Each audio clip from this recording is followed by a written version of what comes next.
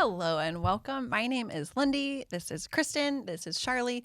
And we are going to talk today about a few concepts that are probably relatable for those of you in the advocate seat. So the question is, and boy, do we get this question a lot of, ready for it? What do I do when mom is not engaged or she's disengaging in some way?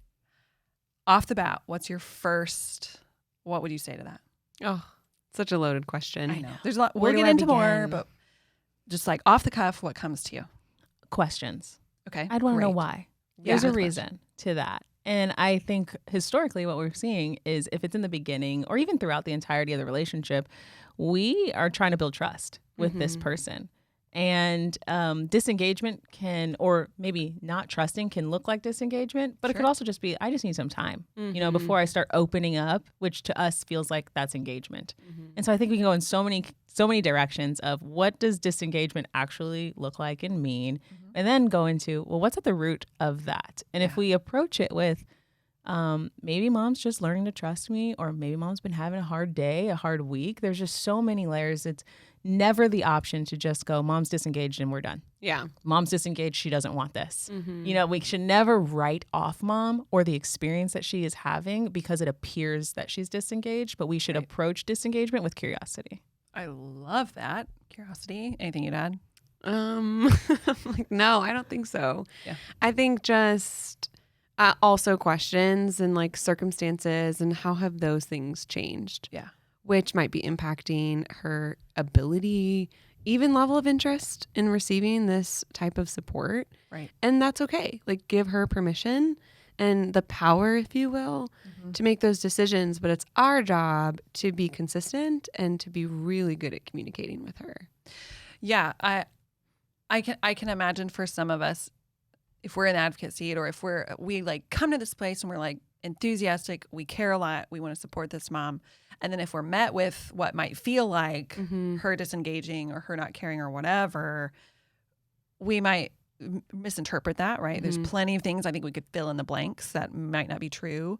So in the moment, what's something that comes to mind as far as like, but what do I do when it seems like she's not engaged? Like asking questions, what are some questions I could ask, right? Like even tangible examples. What questions should we be asking when we're met with what feels like disengagement?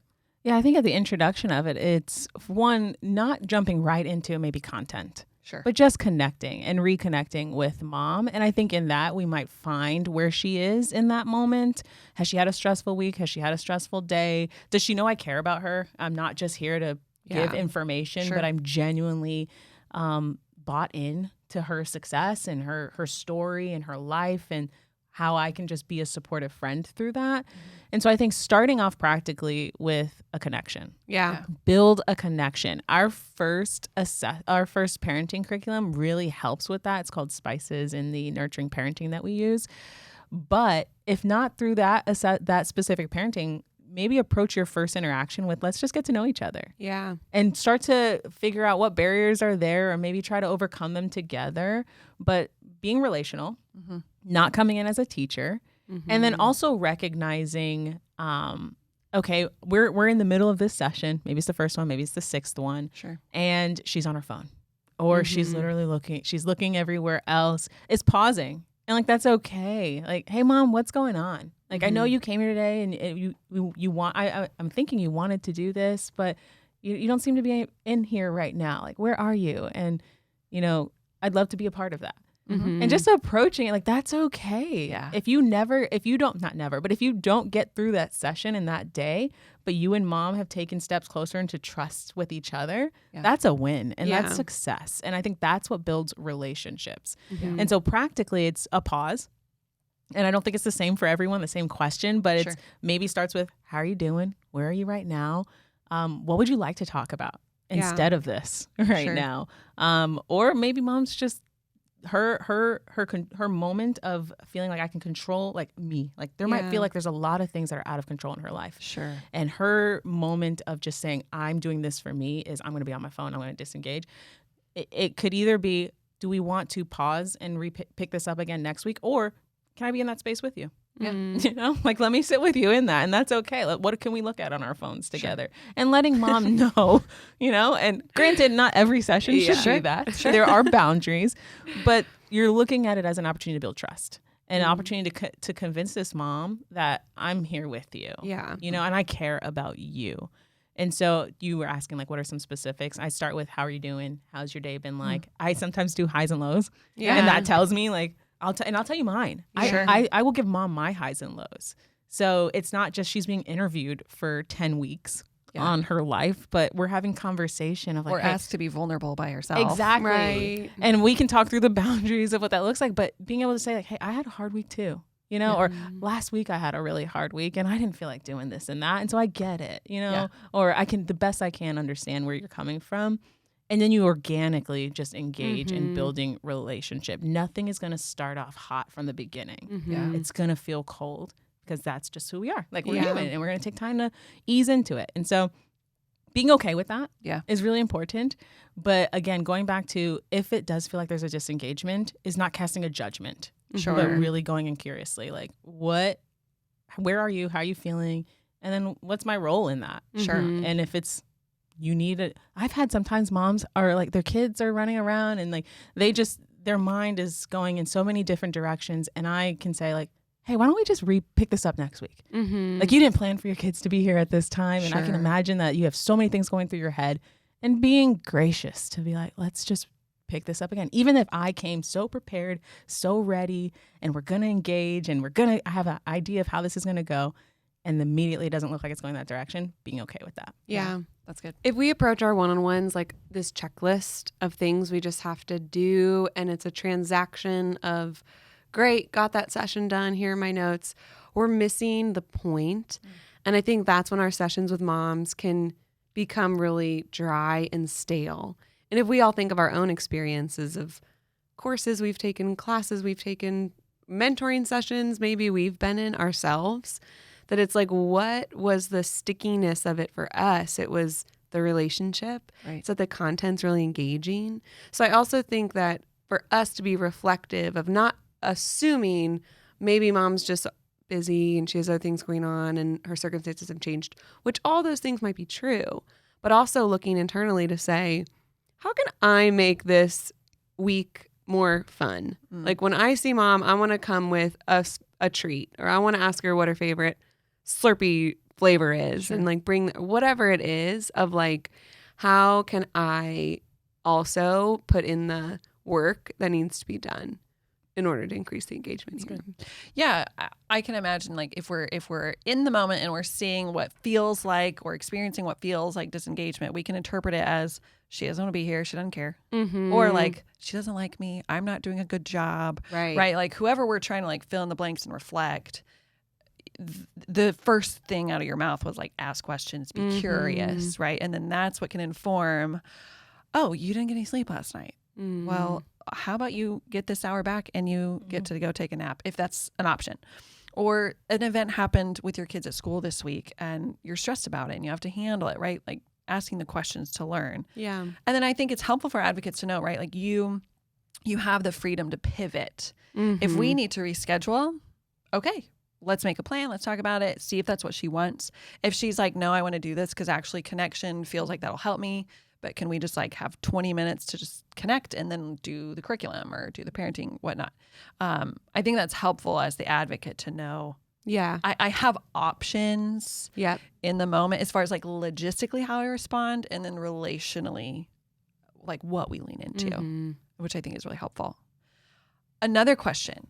What if this becomes a pattern, right? Like, what if, for various reasons, there could be a whole menu of reasons that might lead to a moment that feels like mom's disengaged.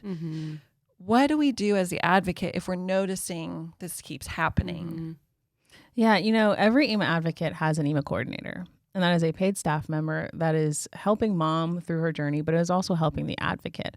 And so one of two things can happen. An advocate, as she's doing her session notes, as she's checking in with her coordinator, can just say, hey, I'm still working with mom this week. We battled these hurdles and, we're good for now, but I just want you to know. And then if that were to continue, then your ÄMA coordinator is already aware that there might be an opportunity to come in, or next time she's with mom, she might know like what questions to probe and where to poke. But so maybe you're informing your coordinator along the way, or you've just been trying to engage with this mom and now you're coming up to the 4th, 5th session and it feels like it's still like you're approaching it with curiosity. Mom still just doesn't want to be a part of the conversation is what it seems like. Then you can just go directly to your coordinator and say, I need help. You know, what do you suggest that we do here? And a lot of times what's going to happen is our coordinator can approach it where she can connect with mom, just do a check-in. Hey, how you doing? Sure. You know, what's this experience like for you? And separate it and try to get to a place of resolution for everybody. Mm-hmm. And she might uncover something that she has not shared with you as the advocate. Sure. And try not to take that personal, even with all of your efforts to be present. Sometimes often the coordinator is the first person to interact with mom. And so there might already have been a relationship that it's established and some trust that's being built there. And so she might share something with her that the coordinator will then always look to how to reinforce that relationship between mom and advocate and how to offer that helpful support. So whatever the outcome is, you should engage with your coordinator. Maybe on the front end, bring her along the journey, or at the part where you're like, I don't know what else to do. Yeah. You know, don't give up on mom. The option is not to, well, I'm just going to not show up anymore, or I'm going to write this off. Is absolutely, we want to be involved. I would almost venture go with the first option is bring your coordinator along the journey. Yeah. But when you feel like there's nothing more, you don't know what to do, definitely include your ÄMA coordinator and she will come in to offer some support. Yeah, no, it's super helpful. So it sounds like kind of the 3 takeaways here is like 1, start with curiosity, ask questions, right? Like learn about the context that mom is coming from and coming into this session with. 2, pivot when necessary. Yeah. Like check in if you need to reschedule or like shorten it, whatever the pivot might look like. And then 3 is bringing in the coordinators, right? Yeah. Like get another pair of eyes on it and ears in it just to check in on mom, make sure she's okay. Before we interpret everything of like, she doesn't care or I'm a bad advocate, right? Like, and everything in between. Anything you'd add to that? Just consistency, like stay consistent. Yeah. And as discouraging as it is, especially when patterns are created, is stay on it. Even if all of your texts go unanswered, if all of your phone calls go unanswered, it's okay. Yeah. And to not make it again about us, but to Sure. continue. Like she's noting that you're reaching out again and again and again when most people stop after the 2nd or 3rd attempt. Yeah. To stay consistent. Yeah. No, it's powerful just That's to really continue to be seen and have the space of, I think the language of like the evidence that this person has grace for me, even though I didn't show up or whatnot, and that they're still paying attention. We never know where that will like click for mom, right? Yeah. Of, oh, that meant something. Yeah. And then carry some trust into our relationship. We've actually had an advocate who she was doing a group and she would tell the story of a mom that she felt was disengaged. She didn't communicate a lot throughout the group, and week after week, mom showed up, but mom didn't really contribute to the conversation. And by the end of it, that mom went up to the advocate and like then poured everything out with that advocate. And so in the middle, it felt like this isn't working. Mom doesn't care, this and that. But what was happening is mom was still present. She was still showing up, and there was trust that was being built, even though she didn't communicate that.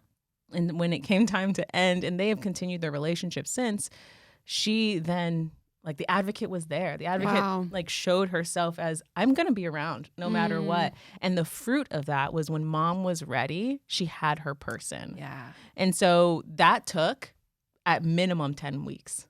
Wow. And I think we should pay attention to that because we have 10 sessions, but sometimes it extends, but at minimum 10 weeks for that advocate to see in her, from her point of view, engagement. Yes. Which really was, mom was engaged the entire time. She just didn't present that way, but she also was doing it at her pace. And once she was ready, the advocate was there. She had a person. I think those are some of the greatest wins is we let mom lead. We let mom lead on her timeline.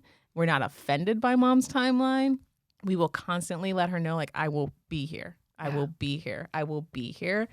And sometimes we get to see the fruit of an experience like this where it then showed itself as, I'd love to tell you everything, which is really cool. Powerful. And sometimes that doesn't happen. But at the same time, there was so much that was being poured into that I believe that impacted that woman, that she was thought of. She was cared for. There was space made for her every single week, physically and emotionally. there was space made for her Mm-hmm. and she could show up just as she was. Right. And we saw some beautiful fruit out of that. So I love that's the that. last thing I just want to encourage is even if That's it looks cool. like there's no engagement, if mom is showing up, Yeah. I think that's powerful. Mhm. And sometimes it takes time, Yeah. and that's okay. Well, and if it all goes back to what we've talked about, I feel like in almost every video is like trust, right? And we don't know the timeline of her building trust because we don't know what trust looked like for her before or now. And we don't know what it will take for her to feel it today with you in this relationship. And so the consistency to show up and see where it goes. And I think it also requires us to be aware of our expectations and Yeah. aware of like, well, but I thought, I was hoping. So that's a really cool, I want to end on that story because that's awesome and probably true for so many of Yeah. our advocates and I'd so many say of our so. moms. Yeah. I love that. Thanks, guys.